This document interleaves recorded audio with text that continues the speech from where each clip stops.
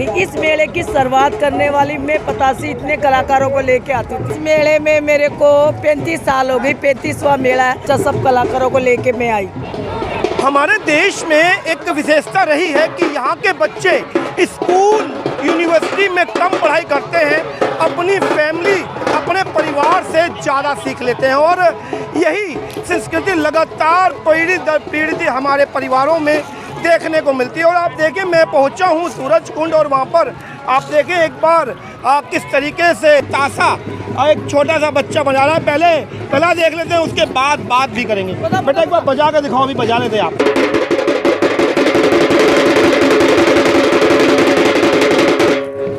ये ताशा की ताल को बहुत तेज़ी से लगातार हमने अपनी शादी वगैरह में देखा होगा कि जब ताशे को स्पीड बहुत तेज़ी से बजाना चाहता है, उस स्पीड को बच्चा मेंटेन करना चाहता है। कब से बजा रहे हो आप?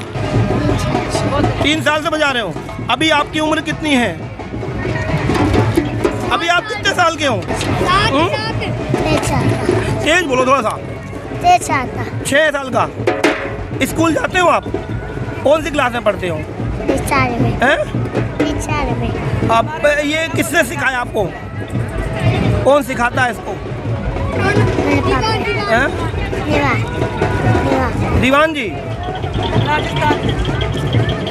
आप यहाँ पे कौन कौन आया आपके साथ? दादी। बच्चा अभी बोलना भी ढंग से नहीं सीखा, लेकिन जो घर की संस्कृति रही है उसको अपनाने की कोशिश है। मैं एक बार इनकी दादी से भी बात करूंगा और समझूंगा। बहुत छोटा बच्चा है, सिखाने का प्रयास कैसे? हम लोग तो वैसे कलाकार हमारा खानदानी काम है, लेकिन ये तो अभी तो शौक से बजा रहा है, इसकी उम्र नहीं है। हाँ। जिद करके आ गया। हाँ। लेकिन हमारे में तो इतने बड़े बच्चे होते हैं, स्कूल भी जाते हैं, वापस आके कठपुतली भी डांस करवाते हैं, फिर ढोलक उलक भी बजाता है। क्यों, खानदानी काम है। लेकिन दिन में पढ़ने जाते हैं ये 2 जगह, ट्यूशन भी जाता है और स्कूल में भी। अच्छा, जैसे कि आपका ये पारिवारिक एक खानदानी काम रहा है, गुजारा चल जाता है आप लोगों का? ऐसा है, पहले इनके जैसे दादाजी बजाते उनसे इनके पिताजी सीख जाते, फिर पिताजी से ये, फिर ये सीखते, इनका छोटा भाई इनसे सीख जाता है। ऐसे खानदानी काम है, कठपुतली नचाना। नहीं, इससे परिवार का गुजारा चल पाता है? ऐसा है, कोई मेला शादी ब्याह होता है तो चल जाता है। ये रोज रोज तो कहाँ है।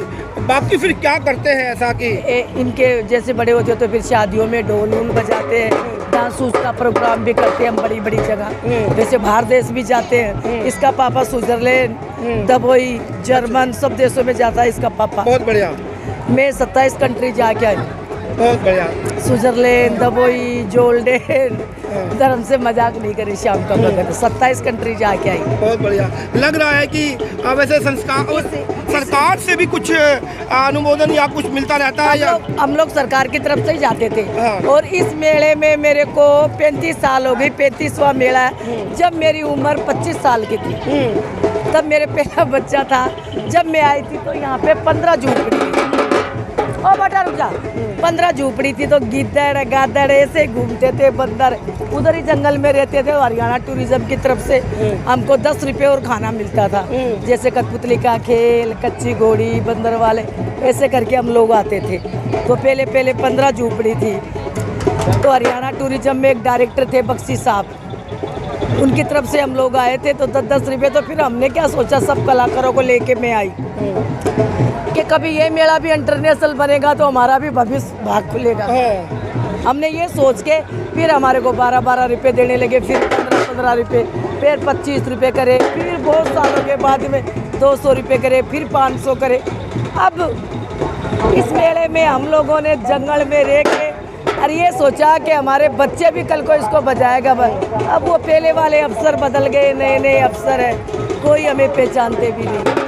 इस मेले की शुरुआत करने वाली मैं पतासी इतने कलाकारों को लेके आती थी, और वो भी 15-15 10। नाम बताइए आप अपना। मेरा नाम पतासी है। पतासी। और जो उस समय के अधिकारी थे उनका नाम बताइए। पहले मेला था, अशोक पावा था MD, अशोक पावा MD साहब, और मिश्रा अशोक शर्मा वो कमिश्नर थे टूरिज्म के। उनके टाइम से फिर उनके बाद में आए संजय कोठारी MD थे IAS। फिर उनके बाद में आए अशोक लिवासा साहब MD साहब। वो सब लोग जानते थे हमको।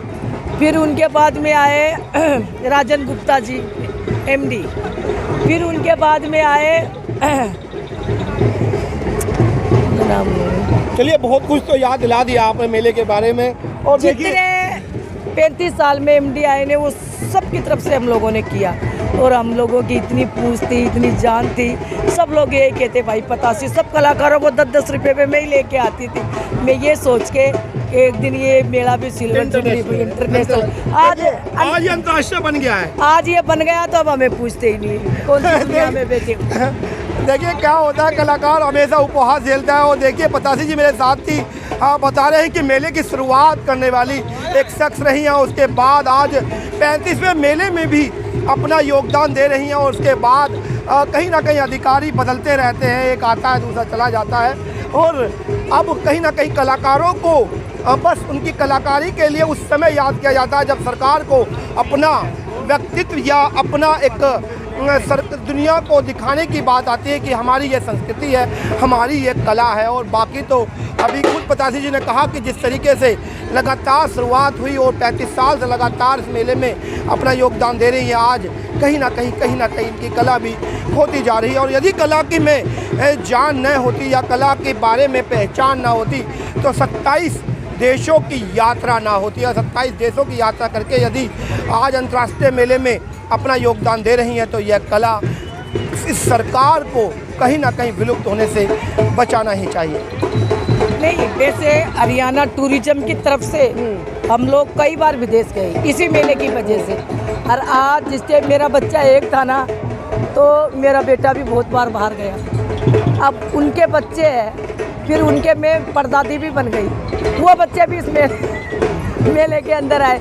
लेकिन हरियाणा टूरिज्म वैसे हम लोगों को हर साल बुलाते हैं, लेकिन इस साल कलाकारों को कम बुलाया।